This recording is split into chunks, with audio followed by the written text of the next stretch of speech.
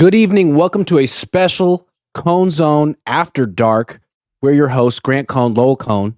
Niners had day one of minicamp today, and they also broke news right before minicamp started. Gave Christian McCaffrey a 2-year extension through 2027. Gave him $38 million in new money, guaranteed about $8.5 million for next year. Really gave him a big acknowledgement as the player that he is. What do you think of this news, Dad, coming right at the beginning of minicamp? I think it's great news. I really do. I understand it extends him to when he's 31. Mhm. And that's a tiny bit old, but he's a great player. And if it comes out that when he's 30 or 31, he's not as good, teams can always work that out. They can always work out the money. They do stuff with the contracts that I never can even understand. So I think to secure the player and to make the player feel wanted and to keep their team legitimate contenders, it was A plus plus plus. That's what I feel. Yeah. I guess the reason why it's risky is solely because of the position he plays. He's a great player and he's versatile and he can catch passes out of the backfield. He's the best at that. But he still has to be a running back. And running backs just get obliterated. He's missed a lot of games in his career before he got here. And this is sort of betting on him staying healthy year after year for a while. And if he does, it's just phenomenal. But You know what? I think it's a bet that the 49ers should take. I do. It's a risk they should take, a bet they should make. I like it, Iggy, and I understand the caution that is around it, that he could get hurt in the first game. Aaron Rodgers got hurt in the first game. It's football. You yeah, take your chance. You take your chance because if you have him disgruntled on the team, that's not good. Someone like him in the locker room who's a sour pickle, you don't want that. And you want him giving his all. Look, Iggy, I believe this is their last year with this quote unquote core group. You want to have him happy. That's what I think. And I think he deserves it. I think he's a great player and he deserves it. what I think is really interesting about this whole offseason is Christian McCaffrey didn't even go online and say he was mad. He just made a business move. He didn't go to OTAs for 2 weeks and immediately got an extension. Like the Niners were not messing around. For all the reasons you just said. You're so important to us. We don't want you disgruntled. You're the best player on our team. You're the offensive player of the year. Here's what do you want? We can work it out. No problem. Meanwhile, Brandon Ayuk holding his breath, stamping his feet, not getting what he wants, and the Niners seem quite content to let this drag out and let him stress himself out. They do not want Christian McCaffrey stressed at all. But Ayuk, it's his problem. What do you think of that? Well, let's phrase it like this. Iggy, who is more valuable to the team, McCaffrey or Ayuk? It's not even close. It's McCaffrey. It's not even close. Okay, so that's obviously what drives the Niners. Plus, McCaffrey wasn't asking for Ayuk money. No. So if they would pay McCaffrey whatever Iggy, I never know figures, whatever they're paying him, Ayuk wants quite a bit more, doesn't he? Yeah, McCaffrey's getting about $19 million a year now, and Ayuk wants like $30 million a year. Okay.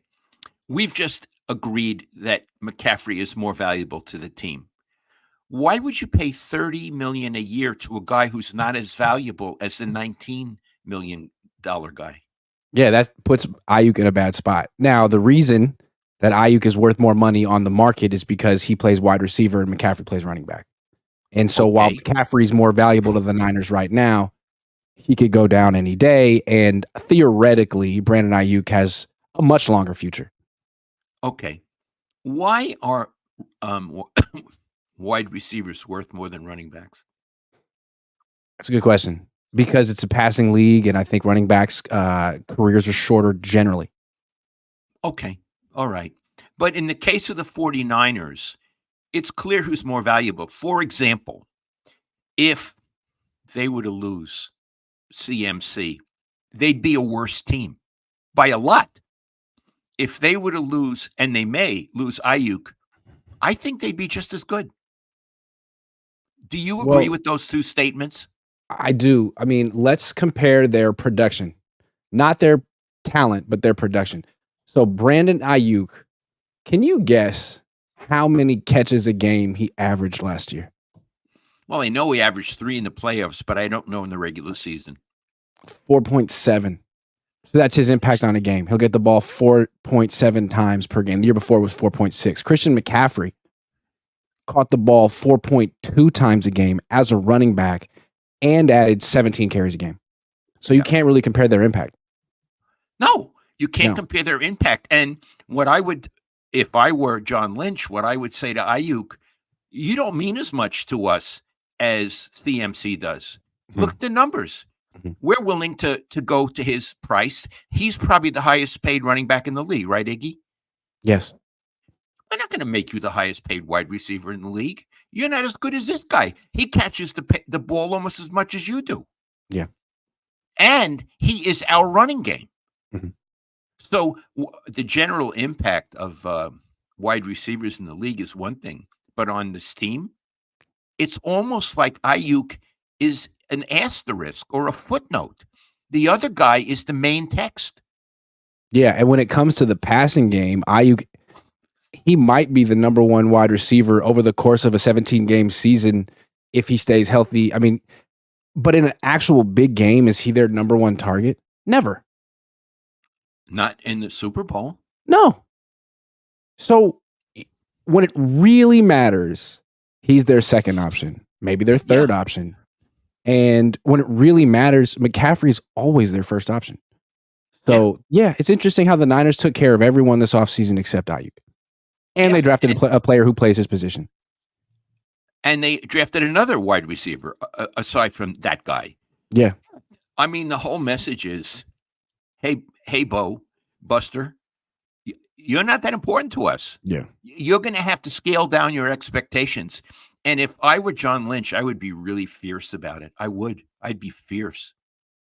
And I think what's interesting is the Niners try to position themselves as like a player-friendly organization, but that only works up into a point. And if they feel that Brandon Ayuk is being unreasonable, they don't necessarily have to give him what he wants. And he wants two things: the extension at his price, or a trade to a team that'll give him an extension at his price. The Niners can always choose option C, break his chops. Yeah, right. Which it seems to be what they're doing. And you know what? I kind of respect it. Iggy, you know who would have broken his chops? Who? Al Davis. Oh, my God. He would have put him on the bench. True. He did it to Marcus Allen. Correct. You think you're running this team? Now you're on the bench. Yeah, you really want to find out where you are in the pecking order? Go learn. Right. That's what Al would have done. Yeah, because as great as he is, he had fewer catches in the playoffs than Juwan Jennings and Christian McCaffrey, the two guys who got extensions. Yeah. Yeah. So, anyway. And again, Ayuk can say, well, Kyle didn't call my number. Kyle can say, yeah, well, you were too busy fighting with the other team. And if you don't believe me, ask the other team. Yeah, and also you didn't get open. You didn't get open. Too. Brother Kyle, Kyle Bob has been a member for 13 months. That's more than a year. Thank you, Brother Bob, who's now a host on the channel. Dave Barclay says, biggest duo in sports podcasting. Love you guys. Thanks, Dave. We're big. Yeah. Brother Bob says, Cohn's on best show in the business. Good to see you too. Good to see you as well. Dave Barclay says, Brother Bob, best in content analysis. Brother Bob says, Iggy, I missed the presser. You piss off Kyle Levy. I jumped in quickly on a question because he was taking a really long time to answer a question. And as soon as he finished, I asked my question. He said, what did he say? He said, how did you know I was going to finish just then? Were you holding your breath? He actually has a sense of humor. I love it. Today he did. Yeah, he made me laugh. Dr. Tankenstein said, even though my dad passed in 2019, I remember him reading the Sporting Green all the time when I was young. I grew up with Cohn Sr. Thank you, Doctor. Thank you, Dr. Tankenstein. Brother Bob, Dave, no, that's all you. Best in the net. Kyle Levy is Your term. Love it. Dave Barclay. Ha ha ha. I just emulate you, sir. They're talking to each other through our super chat. I love it. Roger Cantu says, Kyle was snippy. Thanks for holding him accountable. Not with me today. He liked me today. He can have some snip, though. He has some snip. He's got a little snip to him. Dave Barclay says, as I say, Brother Bob, shoot for the moon, and if you fall short, you still land among the stars. You are the man right up there with the Cohns. He certainly is. Smack Jones says, I feel like it's about to be T.O. all over again. With Ayuk? Yeah. I don't first of all, I think T.O. is a better player than Ayuk. Iggy. He's a Hall of Fame player. Yeah, I'd have to say so. He was a better player. But look, I don't know what he's like now, but when I covered him on the Niners, I felt he had issues, and I think they came to light on the team. He was always going after Jeff Garcia, and I thought it was disgusting. And I thought Dennis Erickson should have handled it, but I don't know why Dennis didn't. And what happened with T.O. was interesting. His career arc, he started off as the number 2 wide receiver behind Jerry Rice with Steve Young at quarterback. And he was one of the best number 2 wide receivers of all time. Steve Young and Jerry Rice kind of kept him in check, and he wasn't T.O. at that point. He was Terrell Owens. Then Young left, Rice left, T.O. got paid, and he took over the team. And that happens sometimes with players. Like with Brandon Ayuk, we haven't really seen the full Brandon Ayuk yet. When he's making $32 million a year, then we'll know what kind of ego he really has. And that's what we learned with T.O. So I don't know. He's shown certain signs, but doesn't mean he'll end up being the worst teammate ever like T.O. I don't expect that. I think if he's satisfied, he'll be a very good teammate. I think he has been a very good teammate, Ayuk. Mm-hmm. He's never making $32 million a year, not in Santa Clara. It's not going to happen. Not in Santa Clara, for sure. Not going to happen. Paul Newland says, Lowell, you are a stallion. I'm a 78-year-old man. Frank Tom Ocean says, shout out to the Cohn family and all the comment creators. Trade Ayuk for Wirfs and replace Trent. Wirfs is the left tackle for Tampa. I don't think they're trading Wirfs. Let's go back to McCaffrey for a little bit, though. Kyle Shanahan was talking about him today. Larry Krueger asked about Christian McCaffrey's role and noted that he had like 339 touches in the regular season last year and asked if that's going to change. And Kyle was feeling talkative today. And he said, well, not all touches are the same.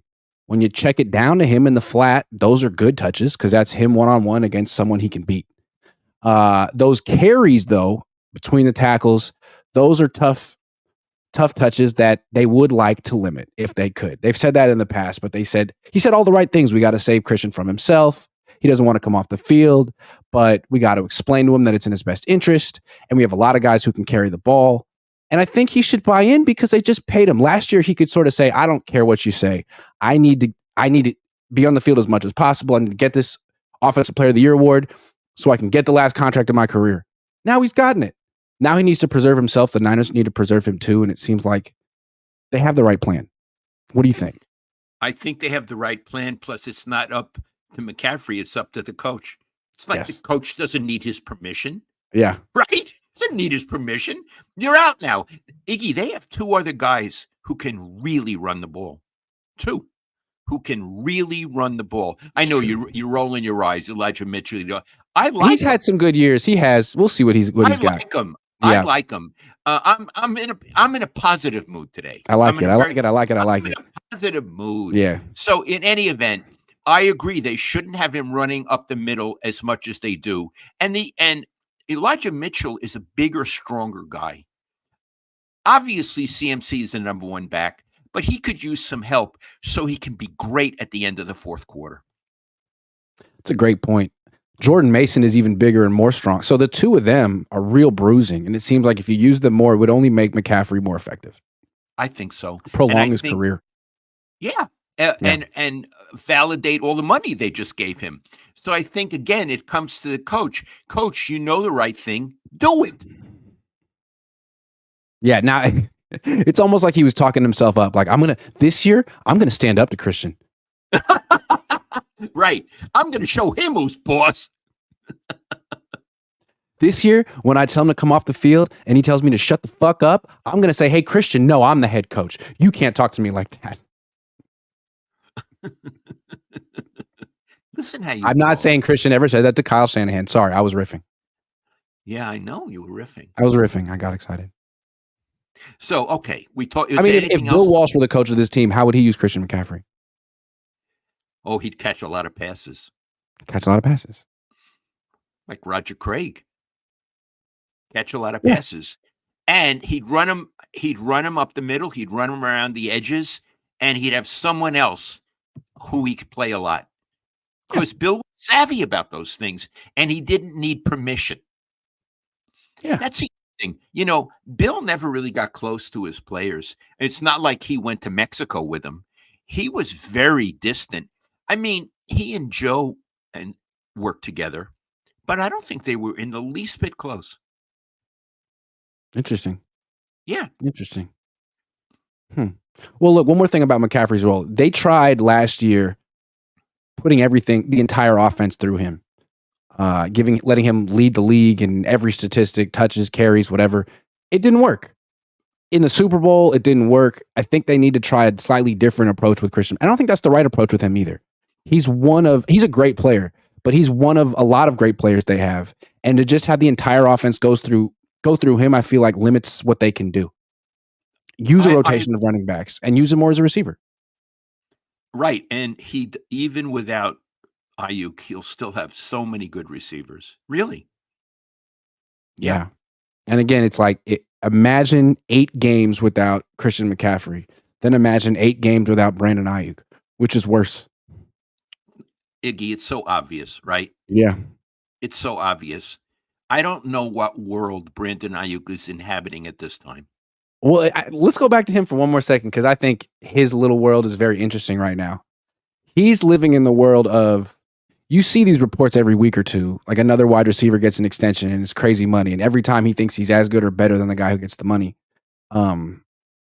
So in the wide receiver world, he's worth a ton of money. But in Niner land, he's not. And I think that's where he is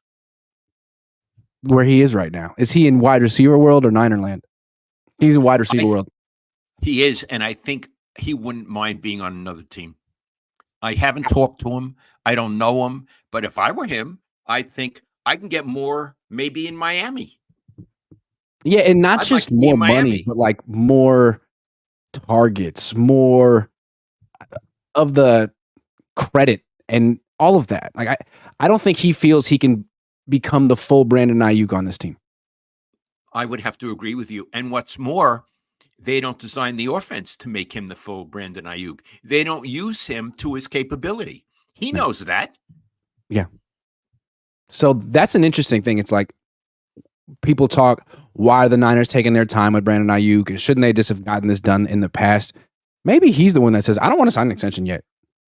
I don't like these offers. Let's let more elite wide receivers set the market, and then we'll talk. Maybe he's the one that's being difficult. I think they're both being difficult. Yeah. The Niners are being difficult in that they're not acceding to his wishes. His wishes are Star Wars. They're so out of this universe. Yeah, it was interesting. I asked Deebo Samuel talked today that he's been talking to Brandon Ayuk a lot and trying to manage him through his stress, because he went through it 2 years ago and he said it's the most stressful time of his life. And it's interesting. It's like what the Niners really are doing is playing mind games with these players. It's like, we'll see what happens to you, man. I don't know. We might give you the extension. We might not. It's a very stressful time for a 25-year-old. I know it sounds like rich people problems, like, will I get 30 million or not? But each time they play this game or this negotiation tactic with the player, he has a down season.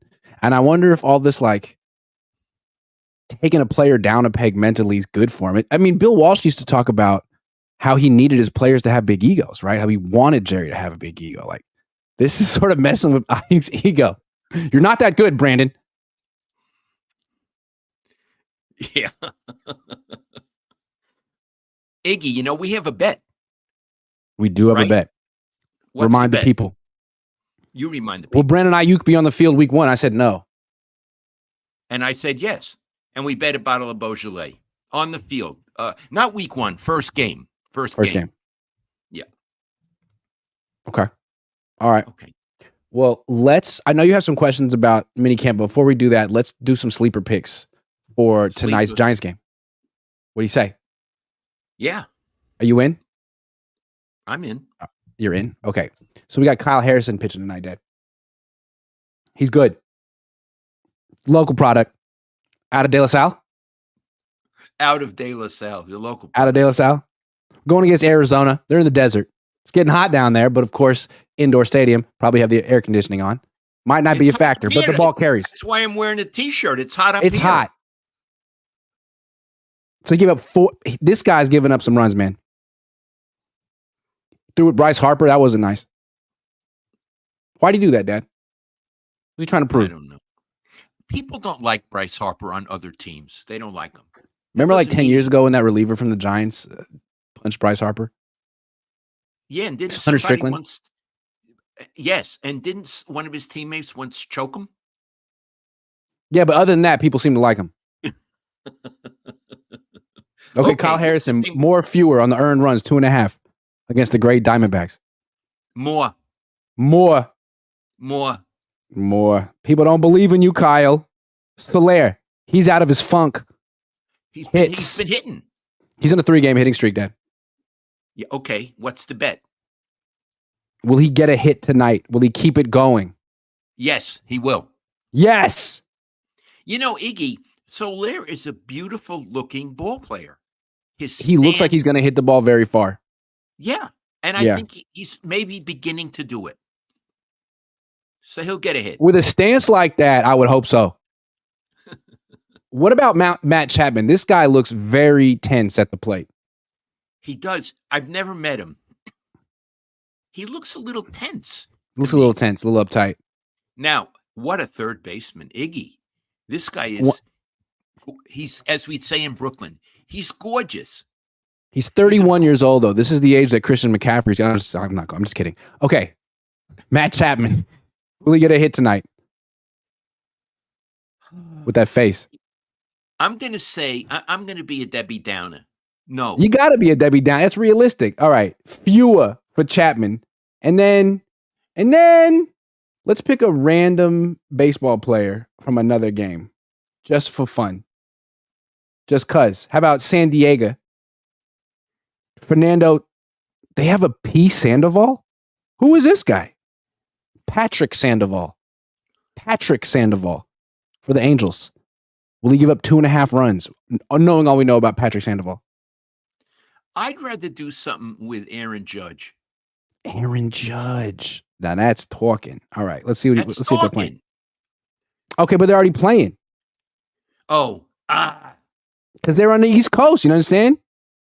Okay, let's go back. I don't care about San Diego, but let's go back to them. No, forget them. What about Seattle? What about Oakland? Can you name one player on the A's? They have a good reliever, but I don't know his name. I've heard of none of these players. Who are they? Toro? Schumann? They have a guy named Schumann on their team. Wow. Davis? Nope, never heard of any of them. Okay, what's the bet on them? Let's do Fernando Tatis. I've heard of him. Oh, with San Diego? Yeah, he's good. He's a very good player. 1.5 hits for him today. What do you think? Who are they playing? The Angels. The Angels stink. I'm going to say more. Okay. More. 2 hits for Tatis. That's our entry. Submitting it. You want to play, use the promo code Cohn. Get a deposit match up to $100 on your first deposit. All right. Let's go through players that we've seen at minicamp, starting with, let's start with Ricky Pearsall, the first round pick. What do you want to know about him, Dad? What did he do today? And what do you think of him now that you've been exposed to him a few times? He's pretty good. Is he a number 1 receiver, a first round pick? I don't know yet. He hasn't gone against the starters yet. But the corners they put him against, he's better than. Today, he went up against Samuel Womack, and he beat him at least 2 times. He also went up against the other rookie, Renardo Green, on 3rd and 5, and beat him for about a 7-yard catch from the slot, running a quick route to the sideline. So he looks pretty good.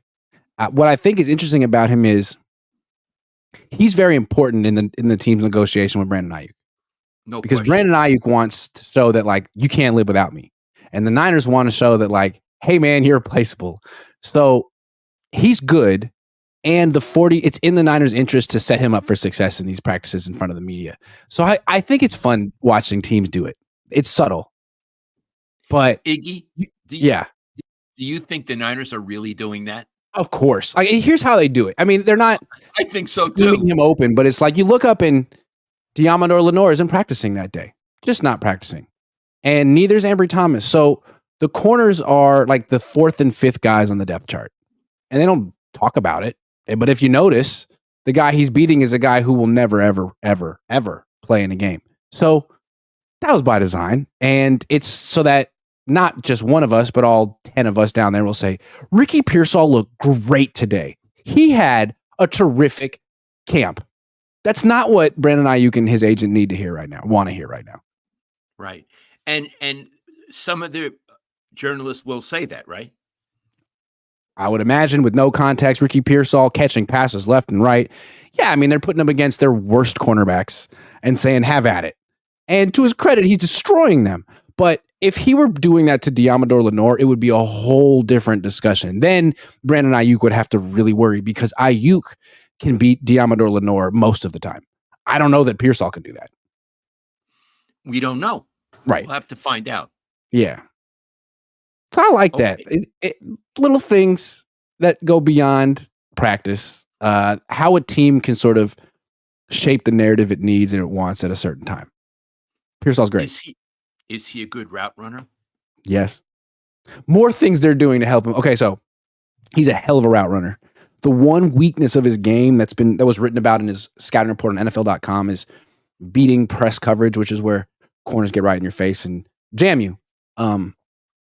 He's wearing a blue non-contact jersey, the only player on the team. And usually that means like you got a concussion and you're not practicing or you're like warming up. But they said he didn't have a concussion and he's still practicing full go.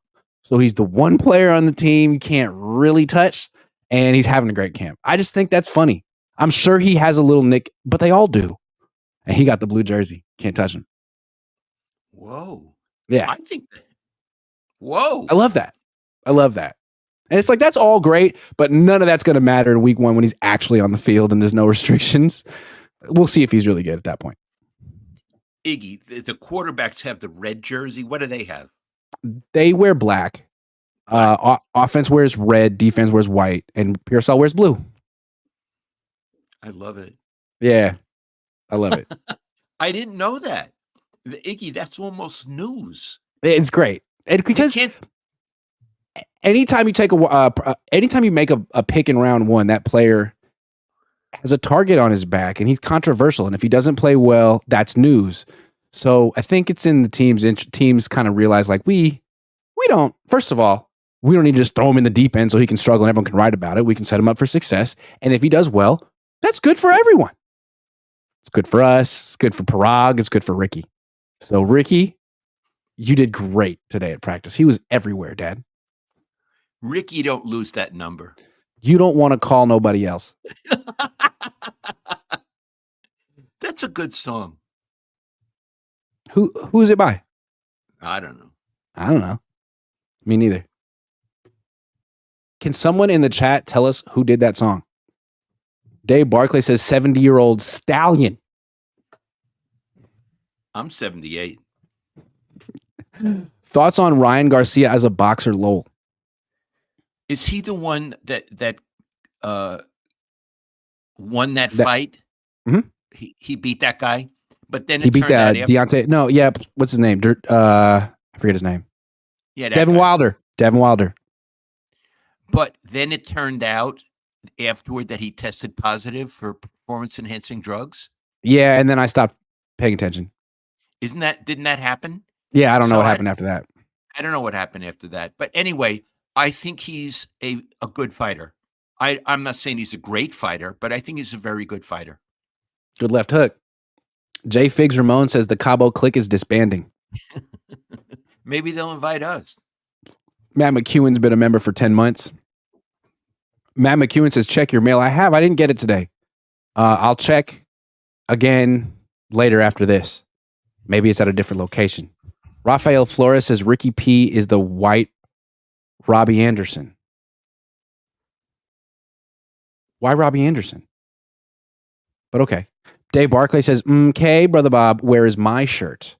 Brother Bob says, Lowell, love you, but we need BA this year for legit Super Bowl run. That's a fair point to make. And it doesn't seem like they're prepared to trade him. Okay. Leonard Floyd, the Niners' big addition for this year. They added a lot of depth. This guy is their biggest addition. He's going to start at defensive end. I've seen him in practice like 3 times now.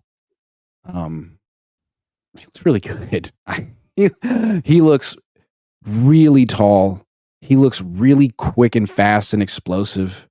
And I guess my way of judging a defensive end is how easily can you beat Colton McKivitz? If you struggle with Colton McKivitz, chances are you're going to struggle with most of the offensive tackles in the league and not sack the quarterback very much. Leonard Floyd made it look so easy today. He, on like the first third down, he beat Colton McKivitz instantly and just walked off the field. Like the coaches were like let's let the defense, let's let the offense practice today. So I think that's a good sign. I can't remember a defensive end looking that natural on the night. He looks like Alden Smith, 6'5", almost 6'6", with really long arms. He looks great. Iggy, he has spoken to the media. What's he like? He's a quintessential player in his early 30s. He's really agreeable. He is professional. He's upbeat. He knows what to say and what not to say. He seems happy to be there. He seems like the kind of guy you could talk to midweek, after a win, after a loss. He's like the new Ahmad Brooks. He's that guy. I love it. Yeah. And Iggy, why is he practicing? Well, that's a good question. Why is he practicing and not the other veterans? Well, it's his first year on the team, and they're installing things. And I'm sure a lot of the things they're installing feature him. Blitzes, pressures, whatever. And he's never gone through these installations before, unlike Fred Warner and Nick Bosa. So he's out there. So it benefits him, and it also speaks well of him. What a hard worker. He's 32. Absolutely. It speaks well of him. Yeah. As opposed to 27-year-old Fred Warner, who, has every excuse, but is making a business decision. Not this guy. Right. This guy's making a become part of the team decision. Yeah. And if the Niners are going to be better than last year, he's going to be a big reason why. Iggy, give me their defensive line starting left to right. Okay. On the left, it's Floyd. Left defensive end. In the middle, it's going to be Malik Collins and Javon Hargrave. I think it'll be Collins on the left, Hargrave on the right, and then right defensive end will be Nick Bosa, although they'll move around a little bit and flip sides. We'll see how good that is on the edge. It looks really good in the interior. Collins and Hargrave have a lot to prove. Hargrave had a pretty mediocre year last year, and Collins has been pretty mediocre his whole career. And what's interesting is he wasn't at OTAs, and then he came to minicamp today, and they didn't play him. And afterward, Kyle said, if you missed the first 4 weeks of training, he's not going to throw you out there. So he's a veteran who's not in football shape yet. Yeah. Wow. Yeah. They really haven't started climbing that mountain yet, Dad. Some of them have. Iggy, are they as good as last year at defending the run up the middle? No. I mean, last year they had Eric Armstead, and they got rid of him. That was the right thing to do. But like when he's on the field, he's just great against the run. Just great. They also had Dre Greenlaw, who's also great against the run. When Greenlaw comes back, that'll help. But I don't know if Malik Collins can do what Eric Armstead did against the run. And that was one of their biggest issues last year. So we'll see. Getting Talanoa Hufanga back in the secondary could help, but like those are guys who are making tackles 5-6 yards downfield. Right. Yeah. What about Greenlaw? What's the prognosis on him? I mean, he tore his Achilles tendon in February. And I know medical science has improved so much since I started covering the NFL, but February, I couldn't imagine that he'd be back before week 7 or 8. And that's aggressive. So I think what you're thinking is he'll come back at some time in the regular season, but really what you want is him to be full go by the playoffs with some games to get up to that. Fair enough. Yeah. Yeah. He's a terrific player. He's a great player. Absolutely. Interesting question. And the thing about Leonard Floyd, he looks terrific in these practices, but I don't know how he's going to help their run defense. That'll be one thing he has to prove. He's much more of a pass rusher. He's like 240 pounds, 25 pounds lighter than Bosa. Yeah. So we'll see. Another guy, another rookie, the second round pick, Renardo Green, the nickel. I'm interested in him. Yeah, I'm interested in him. So he had an interesting day. He was the starting nickel corner today because Lenore had the day off. And that means he was matched up with Jawan Jennings for the first time. I've never seen them match up before. And we know how good Jennings is. Jennings got 2 targets when he was matched up with Green and caught neither of them. Both times Green was all over him. Once in the end zone, once in the middle of the field. So that speaks really highly of Green. He's about 6 feet tall, maybe a little bit shorter. And he's athletic and aggressive. Then he went against Ricky Pearsall and got beat, not by a lot. And it was only a 7-yard catch, but it was 3rd and 5. So that speaks well of Ricky Pearsall because Renardo Green is no slouch. And of all the rookies, I think he has the best chance of starting. I think he should be the nickel on this team. I like him a lot. Who threw that pass to Pearsall? Brock. It was a great pass. It had anticipation. It came out early. He trusted Pearsall to win, and it was right on time. Hell of a pass. Yeah.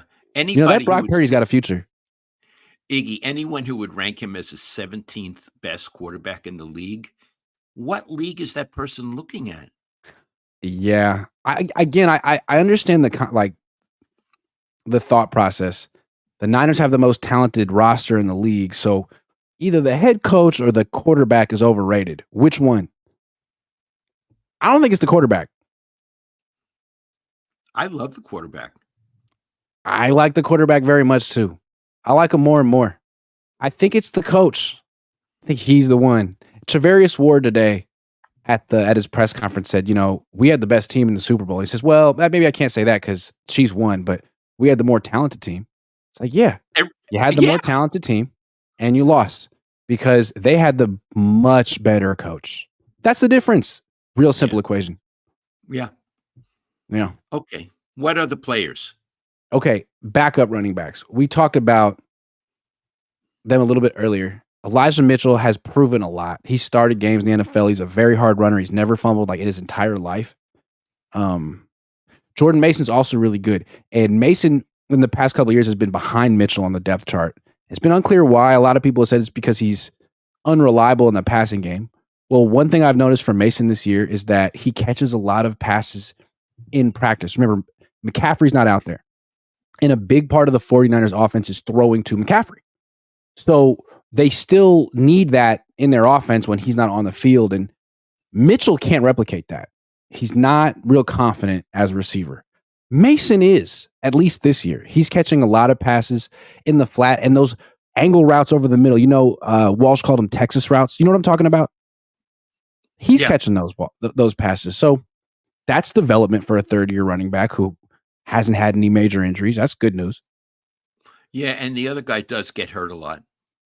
Yeah, he does. But to his credit, he hasn't gotten hurt yet this year. He's the kind of guy who will get hurt in minicamp and miss weeks. So good start for Elijah Mitchell. Iggy, have you spoken to those two? A little bit. Elijah Mitchell doesn't seem very comfortable talking to the media at this time. He'd rather not. And I feel like I respect that. Okay. It's not that he's standoffish. He just seems like a little nervous, a little uncomfortable. Like, you know how some people just don't feel comfortable talking, like public speaking? Yeah. That's Elijah Mitchell. What about Mason?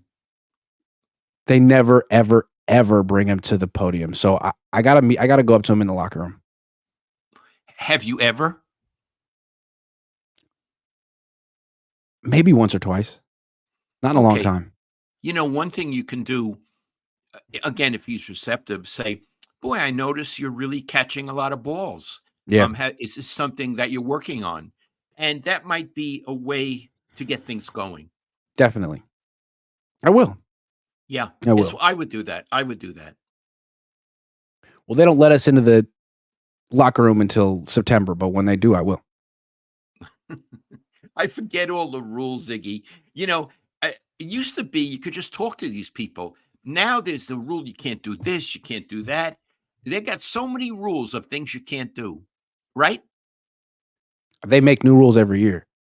And I wonder sometimes where they come from. Like, remember how I used to do those videos where I'd walk off the field and say what happened? That's Yeah. against the rules. It's now against the rules. Now you have to be off the field when you do it. It's like, okay. What do they gain by that? Okay. I don't know. I don't understand rules. It feels like the Grant Cohn rule. Grant Cohn's doing it. It's against the rules.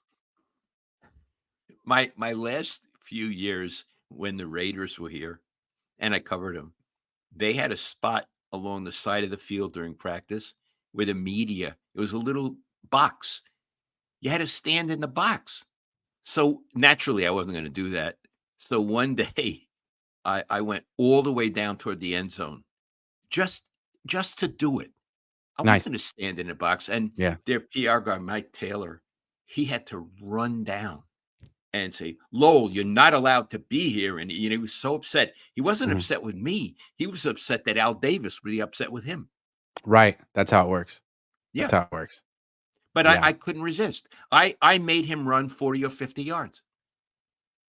My best guess is that the Niners don't like that I'm kind of like snarky about their team while I'm on their field, so they bust my chops about it. Like, if that's how you want to talk about us, go away. It's like, all right, I'll go over here. Okay. I'll go here. I can I'll go still over here. broadcast. Yeah. Still broadcasting. Anyway, one more topic, the backup quarterbacks. Last year, there was a quarterback controversy competition. Like, I would do a good and not so good and a quarterback competition thing where I would just talk about what Brock did, what Darnold did, what Trey Lance did. Now the quarterback position isn't as controversial. Brock's good, we all agree, and it's not like we're not hanging on what he does every day. It doesn't really matter what he does in practice. He's kind of established as a top level quarterback. But the backups are interesting. Brandon Allen, Joshua Dobbs. Dobbs is new here. Brandon Allen's been here for a while. Well, 1 year. And I really like Dobbs. That's all I want to say. It's early, but what I like about Dobbs is that he's extremely decisive. He goes through his reads very quickly. You can see his head, 1, 2, 3. He gets rid of the ball timely. He doesn't have these moments where he's in the pocket and he freezes and he's waiting for someone to get open and he scrambles around. Like, he doesn't do that at all. He's very conservative and just distributes the ball, which I wasn't expecting, because that's hard to do. It's like what you do when you've been on a team for a while. It's like when you really know the offense and all the players. So I guess that's what he did last year. He was on the Cardinals for a minute and started and did well. And then he was on the Vikings for like 5 days and started and won. So it's cool to see that. Brandon Allen's been on the team for a while. He's in his early 30s. Threw a pick today in the end zone. I don't see it. I don't understand. I know they really like him. I'm sure he's great in the meeting room, but he's the one who's indecisive. He's the one who like pump fakes, holds the ball in the pocket, waits for a guy to get open. It's like, in your early 30s, it seems like he should be having more success. So I guess it's early, but I like Dobbs. This other guy's not going to play. Dobbs will play. The other guy's not going to play. Say that. But I say Brian that. Greasy spoke a couple weeks ago, and they asked him about Brandon Allen, and he was like, "Oh my God, he's so good. The way he gets the offense to the line, he knows the system and this and that." And then he was asked about Dobbs, and he was like, "Yeah, it's kind of remarkable how he had this success. It's hard to really explain it, but yeah, it's like I don't, you know what I mean? I just feel like the quarterback coach really likes Brandon Allen. I don't really know why. I don't get it. Iggy, what about the rookie quarterback? They don't let him participate in 7-on. Maybe they will in training camp, but it's only like an hour-long practice, and he's just warming up. He's watching. So we'll get to Tanner. Mordecai Rickler. Oh, it's one of my favorite novelists. And no one ever heard of him. Canadian, Montreal. Football player, quarterback. Football quarterback, but he's only allowed to warm up. Okay, all right. It's interesting comparing Dobbs to Trey Lance too, because they wear the same number. He's the new number 5. And with Trey Lance, it was always seemed like he was a beat off, a beat slow, getting the ball out, making a decision. And you kind of always chalked it up to, well, he's young. He hasn't had the experience. He'll figure it out. Dobbs is way different. He's almost 30. And I think what's kept him in the league this long is how decisive he is. You think of a mobile quarterback as a guy who wants to hold the ball, wants to extend the play, wants to scramble. That's not his mentality at all. It's a last resort. He's a lot like Alex Smith. He's not flashy. He just takes what's open, but he's smart. He's mobile. He can do more than you think. I like him. Iggy, let me ask you this. They're doing their workouts, Mhm. and then they blow the horn, and the workout is over. Mhm. You're there, Mhm. play, come off the field. Are you allowed to go up to the players and talk to them? Absolutely not. They will take your credential. You're not even allowed to videotape yourself talking about what happened on the field, Dad. They will tase you. They will take you down. Okay. So, I mean, you're not allowed to talk to the players. No. Iggy, Absolutely not. When they used to practice up in Rockland, we all ate in a big dining room, Mhm. and we would sit and talk to the players. Here's how it goes, okay? Here's how it always works with football teams. You have a privilege, and you slowly get it taken away from you over time, and you never, ever, ever get it back. So it's always like you get further and further away from it. So in the 80s, you sat with the players and ate. Okay, when I started, and you remember this, they would bring us out to the cafeteria for training camp, and we would get the food that the players would eat, but we would have to sit outside because we were of a lower caste system, little untouchable, and we weren't allowed to be in their presence. So they sort of moved us outside, but we were still allowed within a 20-foot vicinity. Then it was, you could get the food, but you got to bring it back to the media room. Then it was, we'll bring the food to you. It's like, get the fuck out of here. Sorry. Wow. Yeah. I remember I used to sit with Dwight Clark, and when lunch was over, we'd take a walk and we'd chat, There's more. So it used to be when they moved to Levi's, there's a media room. They would give all the people who cover the team daily, it's like 8 of us, a little key card so we could get in and out. Then COVID happened. Then they took the key cards away. Then you got to go through a security guard every day. But in the past, it was cool because they knew you. Now you have to go through security every day, and you give them your ID, and they look at you like they've never seen you before. And you got to go through a metal detector every day. It's like next time there'll be a full cavity search. I had a key card, Iggy. Yeah. I used to just, and I'd go in.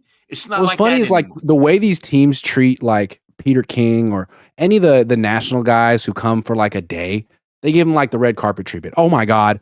Would you like to talk to Jed? Would you like to talk to John? Would you like to talk to Kyle? But for the people who bust their ass every day, it's like, would you stand over there and don't talk? Don't talk.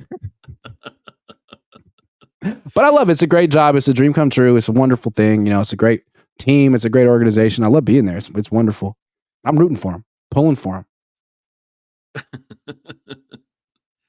Let's see if we got any more super chats. Huh? I'm not pulling for him, but I'm not pulling against him. I'm completely neutral. I'm pulling for me. But I'm pulling for you, and I'm pulling for me. But the thing is, Iggy, all these privileges they take away, I just don't get it. Again, I when they used to play, they used to in Redwood City, they had their headquarters. If I said to the PR guy, I'm down here, I want to talk to Bill Walsh at the end of the day, so I'll get him for you. And then it's call Bill. Yes, send Lowell up. 3 minutes it took. Yeah. And then, he'd get me a soda and we'd sit Mhm. and we'd talk on Mhm. the record, off the record. Mhm. What are you doing? And, Mhm. how's your tennis game, Bill? And whatever. And now it's like the Pentagon, right? It's like the Pentagon. You want to talk to Kyle Shanahan? Maybe in 5 years. Maybe. Bill played tennis? All the time. Listen, I got to tell you, I know this for a fact. I don't know where they were, but they had to go somewhere. And he had a tennis game he was playing.